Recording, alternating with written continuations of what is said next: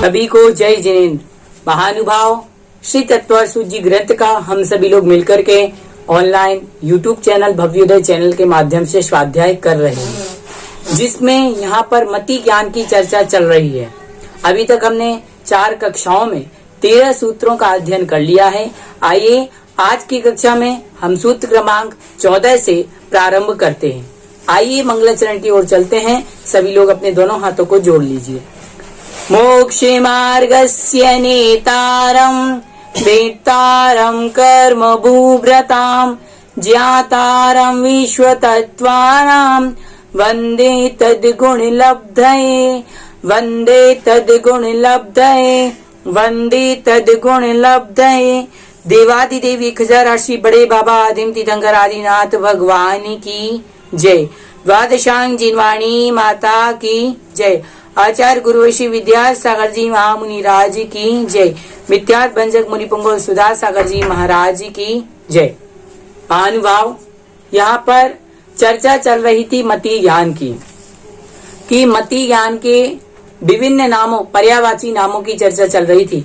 आज हम मति ज्ञान की उत्पत्ति का निमित्त क्या है, मति ज्ञान की उत्पत्ति किस प्रकार से होती है, इसके विषय में समझेंगे। तो आइए चलते हैं सूत्र क्रमांक 14 की ओर। तदिंद्रियानिंद्रिय निमित्तम, तदिंद्रियानिंद्रिय निमित्तम, इसका संधि विच्छेद करते हैं। तद संधि विच्छेद करते हैं इसका। तद इंद्रिय अनिंद्रिय निमित्तम, तद इंद्रिय अनिंद्रिय निमित्तम। तद अर्थात वह अर्थात मति ज्ञान, वह मति ज्ञान इंद्रिय अनिंद्रिय। इंद्रियां अर्थात 5 इंद्रिय। कौन कौन सी होती है 5 इंद्रिय? स्पर्शन, रसना, घ्राण, चक्षु और कर्ण, ये 5 इंद्रिय। अनिंद्रिय अर्थात क्या होता है? अनिंद्रिय अर्थात मन। 5 इंद्रिय और मन निमित्तम अर्थात निमित्त से। तद अर्थात वह मति ज्ञान 5 इंद्रिय और अनिंद्रिय अर्थात मन की निमित्तम अर्थात निमित्त से होता है। वह मति ज्ञान कैसे होता है? मति ज्ञान यहाँ पर बताया गया है कि 5 इंद्रिय और मन के निमित्त से होता है, जो कि हमने इसकी परिभाषा में भी पढ़ा था। अब इंद्रिय किसे कहते हैं, आइए समझते हैं। जिसके द्वारा संसारी जीव की पहचान होती है उसे इंद्रिय कहते हैं। कैसे पहचान होती है?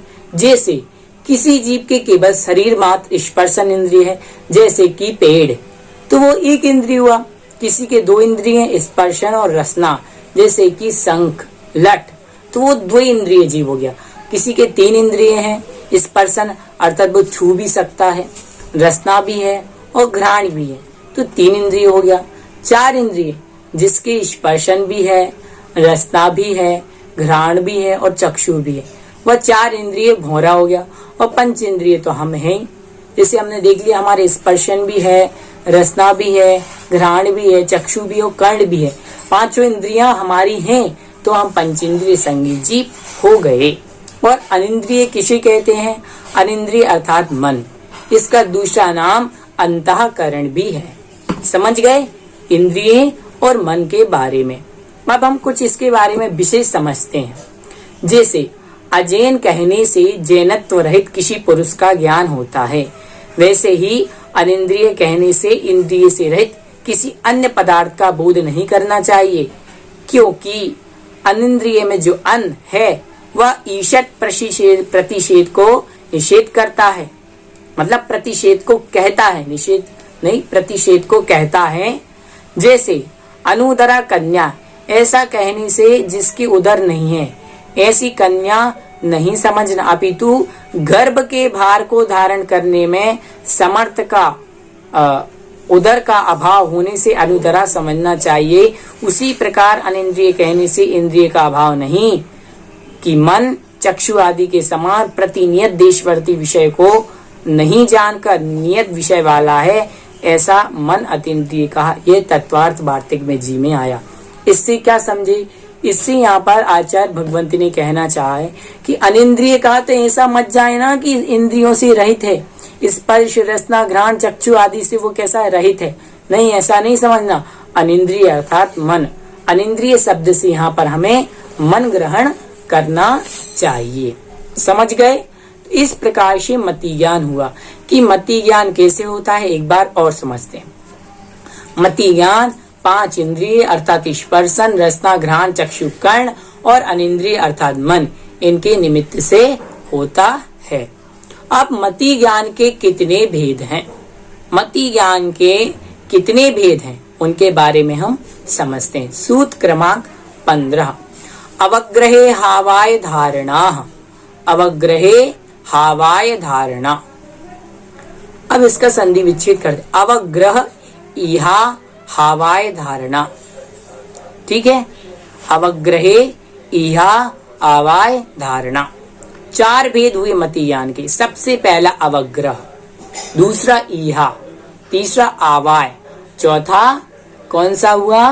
धारणा। अवग्रह, इहा, आवाय, धारणा। यह मति ज्ञान के कितने भेद हो गए? 4 भेद हो गए। अब एक एक को हम समझते हैं कि मति ज्ञान के जो 4 भेद यहाँ पर कहे गए हैं तो उनकी परिभाषा क्या है। अवग्रह किसे कहते हैं, इहा किसे कहते हैं, चक्षु किसे कहते हैं और आवाय धारणा किसे कहते हैं। अब सबसे पहले तो एक जानते हैं अवग्रह, इहा, हावाय और धारणा। सबसे पहले जानते एक शब्द जो होता है दर्शन। दर्शन क्या कहलाता है? दर्शन किसे कहते हैं? क्योंकि जब तक हम इसकी परिभाषा नहीं जानेंगे तब तक हम यह नहीं समझ पाएंगे कि अवग्रह, इहा, आवाय और धारणा क्या है। तो हम समझ रहे हैं कि मति ज्ञान के जो 4 भेद हैं, अवग्रह, हिया, आवाय और धारणा, उन 4 भेदों में को जानने के लिए, समझने के लिए सबसे पहले हमें एक शब्द जिसे जानना आवश्यक है, वह शब्द है दर्शन। दर्शन अर्थात वस्तु की सत्ता मात्र ग्रहण करना या वस्तु का सामान्य अवलोकन, यह दर्शन कहलाता है। ठीक है, और इसका विषय इतना सूक्ष्म है कि इसे उदाहरण के माध्यम से नहीं समझाया जा सकता। इतना सूक्ष्म है इसका विषय कि इसे उदाहरण के माध्यम से समझाना बहुत ही दुर्लभ है। तो चलिए हम जानते हैं अवग्रह किसे कहते हैं। दर्शन के बाद हुए शुक्ल, कृष्ण आदि रूप विशेष के ज्ञान को अवग्रह कहते हैं। जैसे ही किसी जीव को दर्शन हुआ और दर्शन के बाद शुक्ल अर्थात सफेद, कृष्ण अर्थात सफेद, काला आदि रूप विशेष जो ज्ञान होता है वह अवग्रह कहलाता है। अर्थात जैसे कि हमें अपने नेत्रों से जानना कि कोई सफेद वस्तु क्या हो रही है, दिखाई दे रही है, कोई काली वस्तु दिखाई दे रही है, कोई हरी वस्तु दिखाई दे रही है। अभी हम समझे नहीं कि वह वस्तु क्या है, लेकिन दूर से ही देख करके क्या करना कि कुछ हमें सफेद काला क्या कर रहा है, दिखाई दे रहा है, कुछ कुछ हमें दिखाई दे रहा है, इस प्रकार से। ठीक, उसके बाद यह अवग्रह के बाद, अपग्रह में जो जाना हुआ सफेद काला आदि पदार्थ है उसको जानने की इच्छा होना, यह कि वह सफेद पदार्थ क्या है जो हमें दिखाई दिया, वह कृष्ण पदार्थ क्या है जो हमें दिखाई दिया, वह लाल कलर का पदार्थ क्या है जो हमें दिखाई दिया।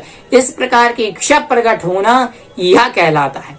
आवाय और विशेष चिन्हों के द्वारा यथार्थ वस्तु का निर्णय कर लेने का नाम आवाय है कि वह वस्तु क्या है, इस प्रकार का निर्णय हो जाना। वह सफेद काली वस्तु जो हमें दिखाई दे रही है वह वस्तु है क्या, इस बात का निर्णय हो जाने का नाम आवाय है। और भविष्य में ऐसी ही धारणा बना लेना, निश्चित की हुई जो वस्तु है उसकी कालांतर में ऐसी ही धारणा बना लेना और फिर नहीं भूलना, यह धारणा है कि यह ऐसी ही वस्तु है। जैसे कि हम एक उदाहरण के माध्यम से समझते हैं। कोई भी पदार्थ है, चक्षु इंद्रिय ने देखा, क्या देखा कि कुछ सफेद कलर आकाश में हमें दिखाई दे रहा है, कुछ श्वेत रंग का हमें पदार्थ आकाश में दिखाई दे रहा है, उसे देखने की इच्छा प्रकट होना इहा, और सफेद पदार्थ दिखाई दे रहा है, ये क्या हो गया, अवग्रह। और फिर उसको विशेष चिन्हों के द्वारा देखना, यह तो पताका है, यह तो ध्वज है, यह क्या हो गया, आवाय हो गया। और भविष्य में उसे देख करके कभी नहीं भूलना। ऐसी ही स्मृति बना लेने का नाम क्या है? धारणा है कि अब तो जो भी ऐसी वस्तु मुझे आकाश में दिखाई देगी वह पताका ही होगी। अर्थात इन चिन्हों के माध्यम से उस वस्तु का निर्णय कर लेना। ठीक इस प्रकार से यह 4 ज्ञान होते हैं। अब हमने इन 4 ज्ञानों के बारे में जान लिया। मति ज्ञान, श्रुति ज्ञान और अवधि ज्ञान, मनःपर्यय ज्ञान और केवल ज्ञान। 5 प्रकार के ज्ञान में जो मुख्य ज्ञान है मति ज्ञान, पहला ज्ञान, उस ज्ञान के 4 भेदों के बारे में हम समझ लिए। और इनके बारे में विशेष हम कैसे जाने, तो इसके लिए आचार्य भगवंत एक सूत्र और कहते हैं कि इनको जानने के लिए और कैसे हम समझे, कैसे जाने। सूत्र क्रमांक 16, बहुविध क्षिप्राणि श्रुतानुक्त ध्रुवाणाम सेतराणाम। बहुविध क्षिप्राणि श्रुतानुक्त ध्रुवाणाम क्षेत्राणाम। बहुविध क्षिप्र, निश्चित, अनुक्त और ध्रुव। यहाँ पर और इसके विपरीत कहा गया ना, सेतराणाम, और इसके विपरीत बहु अर्थात एक। बहु अर्थात बहुत सारे, एक अर्थात एक। बहुविध एक विध, क्षिप्र आक्षिप्र, अनिश्चित निश्चित, उक्त अनुक्त, ध्रुव अध्रुव। इस प्रकार से यह 12 प्रकार के अर्थ यहाँ पर बताए गए हैं। ठीक है, अब एक एक करके इनको समझते हैं। बहु अर्थात एक से अधिक पदार्थों को अवग्रह आदि का ज्ञान होना। एक से अधिक पदार्थों का अवग्रह आदि ज्ञान होना, जैसे मुनि संघ, वन का समूह, मुनि संघ या सेना, बहुत सारे पदार्थों का ज्ञान हो गया। और इसके बाद एक वस्तु का ज्ञान होना, एक वस्तु अवग्रह आदि का ज्ञान होना, जैसे एक पेन, एक पुस्तक। ठीक है, बहुत सारी चीजों का ज्ञान होना, जैसे कि मुनि का संघ, यह तो क्या हो गया? बहु हो गया। और एक मुनि, यह क्या हो गया? एक या अल्प हो गया। अब बहुविध अर्थात बहुत प्रकार की वस्तु का अवग्रह आदि ज्ञान होना, जैसे अनेक प्रकार के अनाज का समूह, दाल भी है, चावल भी है, गेहूं भी है, और भी अन्य अन्य प्रकार की दालें हैं, बहुत प्रकार के अन्न का समूह, ये बहुविध। और एक प्रकार की वस्तु का ज्ञान, अवग्रह आदि का ज्ञान होना एक विध या अल्प विध है। एक प्रकार की वस्तु का अवग्रह आदि ज्ञान होना एक विध या अल्प विध। एक प्रकार की दाल का ज्ञान होना। ठीक, बहुविध अर्थात ये अरहर की दाल है, ये मूंग की दाल है, ये उड़द की दाल है, ऐसा ज्ञान होना। और एक विध, यह मूंग की दाल है। जानेंगे तो बहुत, लेकिन एक ही प्रकार का जानेंगे। अब क्षिप्र, शीघ्र ही जान लेना। क्षिप्र जैसे ट्रेन चल रही है, बहुत तेजी से ट्रेन जा रही है, और चलती हुई ट्रेन में पहचान लिया आपने कि यह तो दयोदय एक्सप्रेस है, ये तो मुंबई एक्सप्रेस है, ये तो शताब्दी एक्सप्रेस है, यह क्षिप्र। और आक्षिप्र अर्थात धीरे धीरे जानना, धीमी गति से समाचार सुनना, धीरे धीरे जो समाचार चल रहा है उसको धीरे धीरे सुनना, धीरे जाती हुई ट्रेन को पढ़ना। ठीक है, क्षिप्र मतलब शीघ्रता से जाती हुई चीज को जान लेना, और आक्षिप्र मतलब धीरे धीरे जानना। उसके बाद अनिश्चित, वस्तु के कुछ भाग को देख करके पूर्ण वस्तु का ज्ञान कर लेना, जैसे किसी के एक पैर को देख करके व्यक्ति का ज्ञान हो जाना, एक पैर को देख करके उस व्यक्ति का ज्ञान कर ले, ये तो अनिश्चित। और निश्चित, पूर्ण वस्तु को देख करके ही जानना। जब हम उस व्यक्ति को पूरा देखेंगे तभी जान पाएंगे कि यह व्यक्ति कौन है।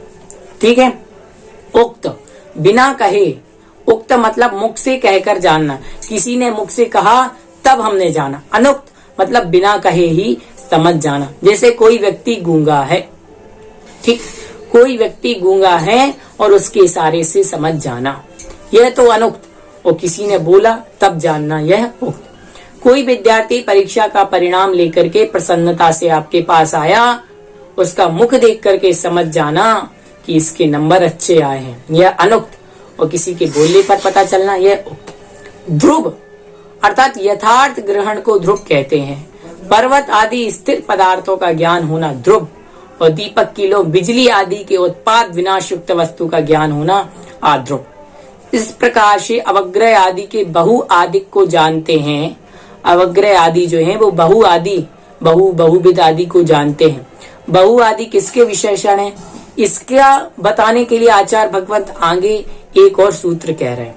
तो उन्होंने कहा अर्थस्य, अर्थस्य अर्थात ये बहु आदिक विशेषण पदार्थ के होते हैं। ये किसके विशेषण है, ये पदार्थ के विशेषण। क्या ये अवग्रह आदि सभी इंद्रिय और मन से होते हैं?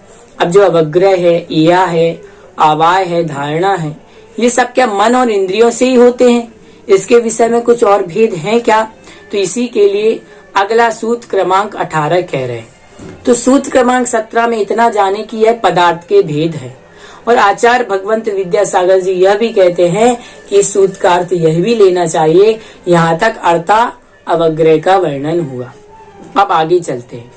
व्यंजनस्यावग्रह, व्यंजनस्यावग्रह सूत्र क्रमांक 18। व्यंजनस्यावग्रह अर्थात व्यंजनस्या अवग्रह, व्यंजन क्या कह रहे हैं, व्यंजनस्य अर्थात व्यंजन, अव्यक्त पदार्थ का होना अवग्रह होता है। अव्यक्त पदार्थ का अवग्रह ही होता है, इहा आदि नहीं। जो अव्यक्त पदार्थ है उसके क्या होगा, केवल अवग्रह होगा, इहा आवा धारणा नहीं। क्यों? क्योंकि जो पदार्थ व्यक्त नहीं हो सकता, जो पदार्थ स्पष्ट है ही नहीं, उसको ना तो जानने की इच्छा होगी और ना ही उसके चिन्हों को, उसमें चिन्ह को, उसके चिन्ह दिखेंगे ही नहीं, क्योंकि वो अव्यक्त है। तो कैसे उस पदार्थ का निर्णय हो पाएगा? ठीक है। व्यंजनस्यावग्रह मतलब अप्रगट पदार्थ के अवग्रह को व्यंजन अवग्रह कहते हैं। व्यक्त अर्थात प्रगट पदार्थ को अर्थावग्रह कहते हैं और अप्रगट अव्यक्त पदार्थ को व्यंजनावग्रह कहते हैं। ठीक, जैसे नया मिट्टी का सकोरा जल की 2-3 बिंदु डालने से गीला नहीं होगा, किंतु लगातार जल की बूंदों के डालते रहने से धीरे धीरे गीला हो जाएगा।